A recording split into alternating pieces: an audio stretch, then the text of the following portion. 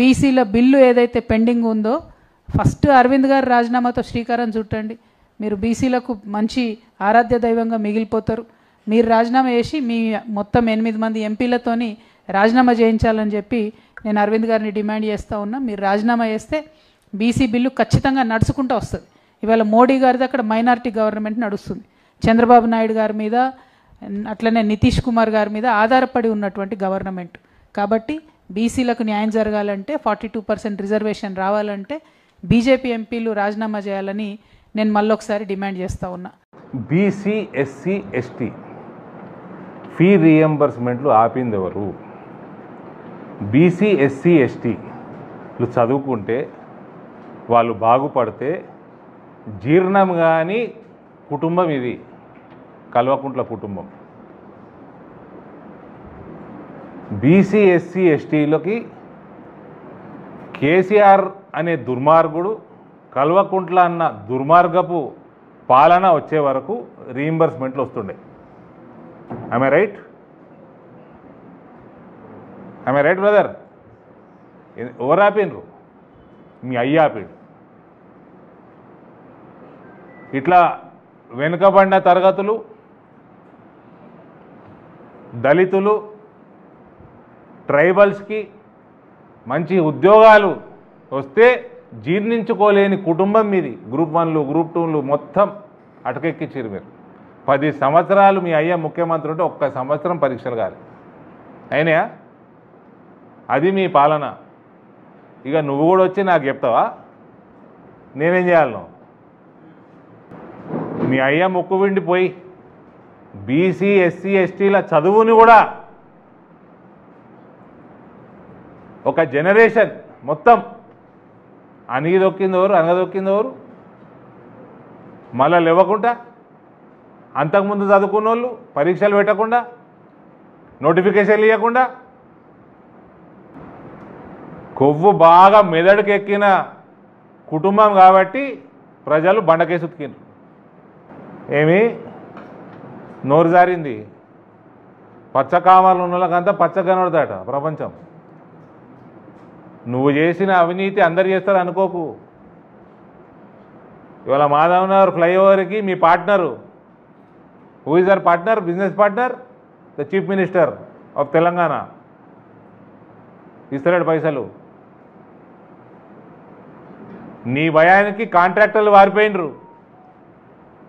నీ చరిత్రని దిక్కుమాల చరిత్ర ప్రజల ముందర పెట్టిన కాబట్టే నీ గతి అట్లా పట్టింది.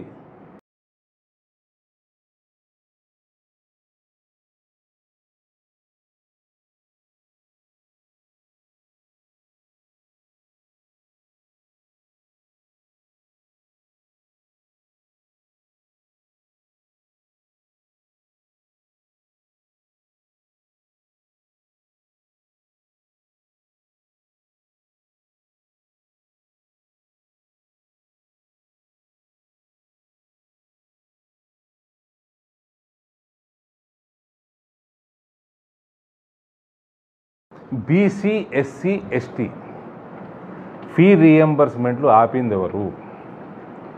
బీసీ ఎస్సీ ఎస్టీలు చదువుకుంటే వాళ్ళు బాగుపడితే జీర్ణం కాని కుటుంబం ఇది, కల్వకుంట్ల కుటుంబం. బీసీ ఎస్సీ ఎస్టీలకి కేసీఆర్ అనే దుర్మార్గుడు, కల్వకుంట్ల అన్న దుర్మార్గపు పాలన వచ్చే వరకు రీఎంబర్స్మెంట్లు వస్తుండే. I right? I right brother? ఎవరు ఆపినరు? మీ అయ్య ఆపిడు. ఇట్లా వెనుకబడిన తరగతులు, దళితులు, ట్రైబల్స్కి మంచి ఉద్యోగాలు వస్తే జీర్ణించుకోలేని కుటుంబం మీది. గ్రూప్ 1లు గ్రూప్ 2లు మొత్తం అటకెక్కించారు మీరు. 10 సంవత్సరాలు మీ అయ్య ముఖ్యమంత్రి ఉంటే ఒక్క సంవత్సరం పరీక్షలు కాదు అయినాయా? అది మీ పాలన. ఇక నువ్వు కూడా వచ్చి నాకు చెప్తావా నేనేం చేయాలను? మీ అయ్య ముక్కు విండిపోయి బీసీ ఎస్సీ ఎస్టీల చదువుని కూడా ఒక జనరేషన్ మొత్తం అణిగి దొక్కింది ఎవరు, అనగదొక్కింది ఎవరు? మళ్ళా లేవకుండా, అంతకుముందు చదువుకున్న వాళ్ళు పరీక్షలు పెట్టకుండా, నోటిఫికేషన్లు ఇవ్వకుండా, కొవ్వు బాగా మెదడుకు ఎక్కిన కుటుంబం కాబట్టి ప్రజలు బండకేసి ఉతికిండ్రు. ఏమి నోరు జారింది, పచ్చకామాలు ఉన్న వాళ్ళకంతా పచ్చ కనబడతాట ప్రపంచం. నువ్వు చేసిన అవినీతి అందరు చేస్తారు అనుకోకు.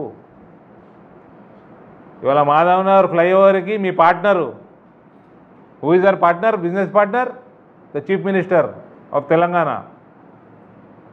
ఇస్తాడు పైసలు. నీ భయానికి కాంట్రాక్టర్లు వారిపోయినరు. నీ చరిత్రని దిక్కుమాల చరిత్ర ప్రజల ముందర పెట్టిన కాబట్టే నీ గతి అట్లా పట్టింది.